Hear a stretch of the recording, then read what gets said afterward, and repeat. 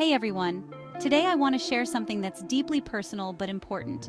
It's about how I learned that it's okay to not be okay. And I hope by sharing my story, it'll help someone else who might be struggling.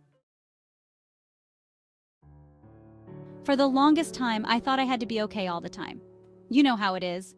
You're supposed to have everything together, be happy, be productive, and just function.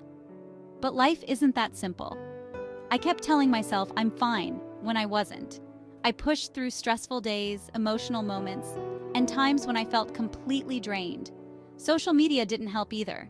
Everywhere I looked, it seemed like everyone else had it all figured out, and that made me feel even worse about my own struggles.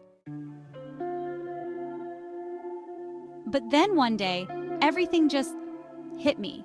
I was tired, emotionally exhausted, and I couldn't keep pretending. I didn't want to keep up the facade of always being okay. It felt like I was carrying the weight of the world, and it became too heavy to bear. I remember breaking down and finally admitting to myself, I'm not okay. It was a scary moment, but also a turning point for me. I realized that pretending everything was fine wasn't helping. It was making things worse. Admitting that I wasn't okay was hard, but it was also liberating. In that moment, I allowed myself to feel everything I'd been pushing down for so long. The stress, the sadness, the frustration. I talked to a close friend, and that helped. I also started journaling, just to get my thoughts out without judgment. Those simple steps were the beginning of learning how to be kinder to myself. And it all started with admitting the truth. Here's the thing. Society teaches us that we should have it all together all the time, but that's impossible. Everyone has bad days. Everyone feels overwhelmed sometimes. The idea that we should always be okay is a myth, and a harmful one. It's okay to feel down, anxious, or lost. It doesn't make you weak, it makes you human. Part 5. Embracing vulnerability. Once I accepted that it was okay to not be okay, I realized how powerful vulnerability can be. Opening up to others and being honest about how I was feeling didn't push people away. In fact, it brought me closer to them. The more I talked about it, the more I found that others were going through the same thing. And in those moments of connection, I learned that I wasn't alone. None of us are. We're all figuring it out as we go, and it's okay to admit when things aren't going great. Part 6. Tips for dealing with bad days.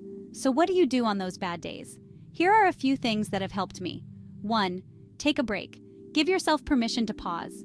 Whether it's 5 minutes or a whole day, it's okay to step back and recharge. 2. Talk about it. Don't keep it bottled up. Whether it's a friend, therapist, or family member, share what you're going through. 3. Do one kind thing for yourself. This could be something as simple as making your favorite cup of tea, taking a bath, or just resting. Self-care isn't selfish, it's essential. 4. Be gentle with yourself. Remind yourself that it's okay not to be perfect. Lower your expectations for the day. It's enough just to get through. 5. Focus on small wins. On tough days, getting out of bed or taking a shower can be an achievement. Celebrate the little victories. Part 7. Moving forward with self-compassion. What I've learned through this journey is that self-compassion is key. You're not always going to have good days, and that's okay.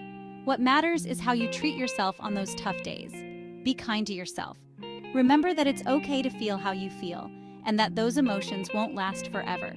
You are resilient, even if it doesn't feel like it right now.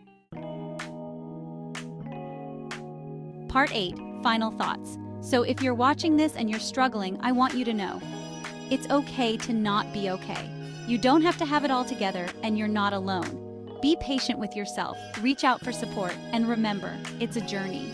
You're doing better than you think. Thank you for being here with me today. If this message resonates with you, feel free to share it with someone who might need it. And take care of yourself. You're worth it.